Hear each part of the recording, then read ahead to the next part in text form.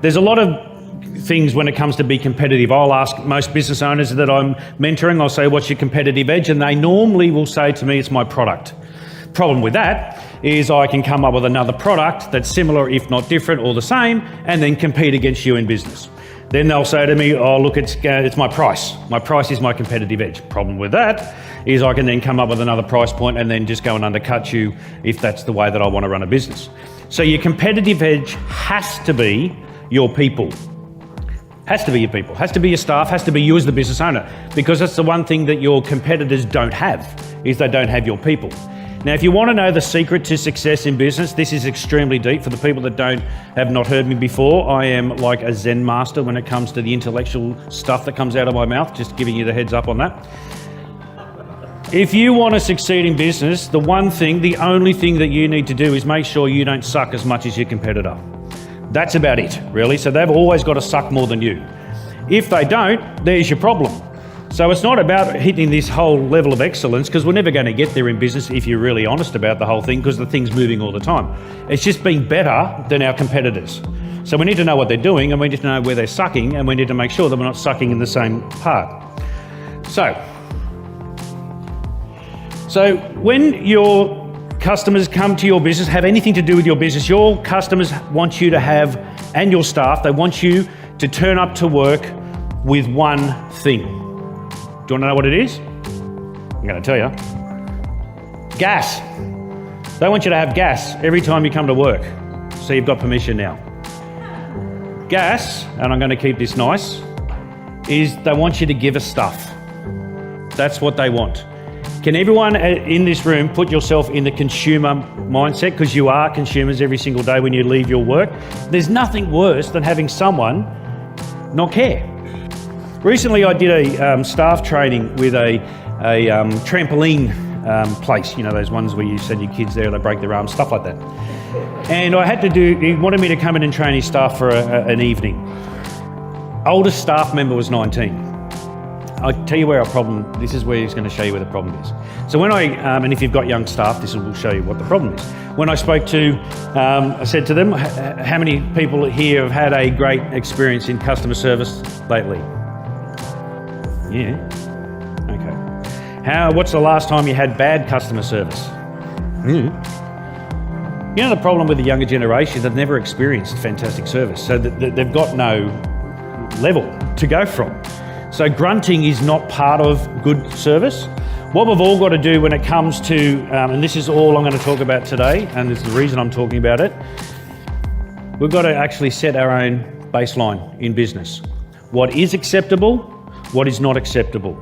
Just because as the business owner, I know that you probably and hopefully and would give fantastic service, because the reason you have to, if you don't pay your house off, right? So you've got more emotional attachment to the outcome.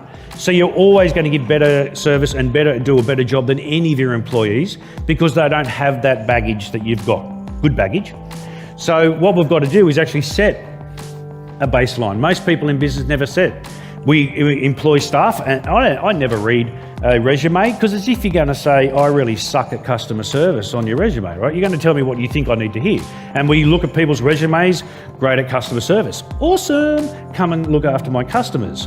It's like you coming to my house, which I'll come to your house actually, and I'll say to you, look, you're after a painter, and I'll go, yeah, I can do that. Pretty sure you would like to see my qualifications before I start painting your house. But it's amazing how many people we put inside our business that we don't look at their qualifications, nor do we train them on how we would like them to do and look after our customers. So I'm going to go through the 5 things. Oh, the other thing, what do you think, before I go any further, what do you think that we're now competing against? Everyone in this room has got the same competition with a customer. What do you think it is? What did someone just say? Time? Time. Last Christmas, my beautiful wife, who's sitting over there, next to my beautiful daughter, said to me, what would you like for Christmas? And I said, I'd like a watch. I love watches. I'd like a watch.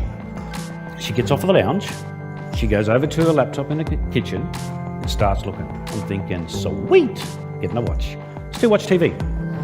About 45 minutes later, I look across and thinking, doing all right. Looking for a watch. Got up to get a glass of wine about an hour a bit later, thinking, well, she's putting a lot of effort in. I really appreciate what she's doing. I said to her, look, do you need a hand? As I walked past, she goes, with what? I said, my watch. She said, what watch? I said, the watch you're going to buy me. She goes, I'm looking at handbags. All right, how do we get to that? Right. This is the thing that we need to all understand. You might have the best widget under the sun, the best whatever that you've got. You know it, everyone knows it, everyone that's bought it, they all love it.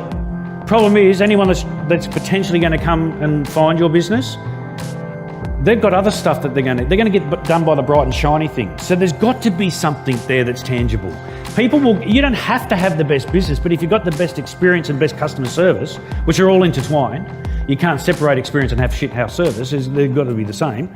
So if you've got that there, then people will be more forgiving if you don't meet everything that they hope that you would meet. We've got to make sure that our interaction with our customers is authentic. Right? They can get fake crap anywhere. They can get no experience nearly everywhere.